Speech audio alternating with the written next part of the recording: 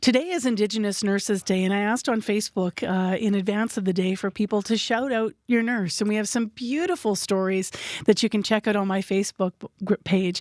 But one of the people that wrote in said, quote, "She is blazing trails, challenging oppressive systems," end quote. That is something that a Manitoban wrote about my next guest, Tamra Keeper. She can count herself among Manitoba's nurses now, but it almost didn't happen. The Tataskweyak woman took a break after graduating from nursing school, and when she tried to get a job, she was told she would have to take a specific test, an English test. Now, despite speaking English her whole life, this test was unfair in a lot of ways, and she fought to make changes there that impact nurses now across the province. And in fact, this situation last fall almost led to her leaving Manitoba. But I'm very excited to say that Tamra Keeper is in Manitoba and is now a nurse. Good morning. Good morning. Happy Indigenous Nurses Day to you. Happy Indigenous Nurses Day. All the people listening, yeah. What is it, before we get into the fight you fought last fall, what does it mean to you to be a nurse? Why is it, a strong desire to you? What do you love about it? I love walking along people on their healing journey, and for me, I take it as a true honor to be working alongside so many beautiful spirits along during the pandemic too as well. So for me, it's a true honor. What did it feel like for you, given that obviously, I shouldn't project, but it sounds like your heart is in Manitoba? Oh, yes. My heart, my community, my family. Yeah, my roots are in Manitoba. So what was that like for you last fall when you were thinking that you may, in fact, have to leave to find a position somewhere else?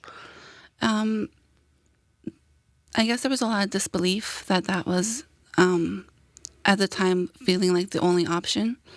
So, I think overcoming that was a lot of gratitude and relief. Can you tell us a little bit about it for those that sort of are forgetting some details of the story about, this was about the language proficiency test, right? Mm-hmm. So I guess after graduations, nurses are to do a national licensing exam to become a registered nurse. So for me, I passed that exam 2 years and 3 months after. I was told that I had 3 years to successfully pass this exam to get my license. So I was really surprised to find out that the College of Registered Nurses actually deemed my education no longer met this English proficiency policy on my application if I graduated or if I applied 2 years after. How did you get over that hurdle? What ended up happening there to allow you to move forward in Manitoba?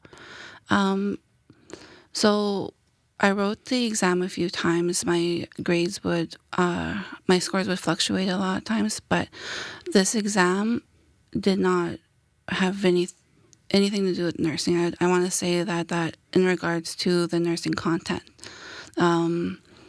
So I kept reaching out to supports, and then it was my supports that, walked alongside me and expressed that this was not a proper way to assess my English proficiency, especially considering that I was raised in Manitoba. Mm-hmm. I speak English my whole life, and I've worked and I've graduated in English, and I just passed the national nursing licensing exam in English. So So what you went through, and then you were able, obviously, to get through, as you said, all these hurdles. How will that change it for people in the future? Have they actually changed the test yet, the exam yet? They haven't changed the exam, or they just reduced the scores in 2 areas.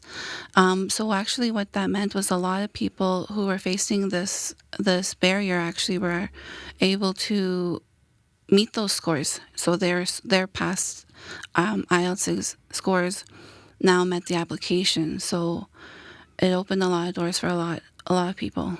I love what you wrote when you became a nurse. May I read a little bit of this? Yes, for sure. I was on your Facebook page. You said, "It's official. I'm now an Indigenous registered nurse in the province of Manitoba. I'm going to mark this day on my calendar." And you went on to thank all of the supports in your life. You also, on your Christmas tree, have this little ornament. Can you describe what it is, what it looks like? So it's a little I guess, scrubs, and they're holding a chart, and it says Tamra Keeper, RNVN, and then it says the year. What other changes would you like to see happen to make nursing more attainable, specifically for other Indigenous people? I would love to see more post-grad supports for nurses looking to obtain their license in Manitoba, especially for northern Manitoba. There's a lot of barriers that, aren't discussed, especially for northern Manitoba. And right now, northern Manitoba is facing a 60% nursing vacancy. Wow. Post-grad supports like what? Can you give us an example of what would help, you think? For me, what would have helped me was, definitely having someone to navigate the process with. After graduate, I felt like I was alone. I didn't really have anyone to talk to because in my family, I'm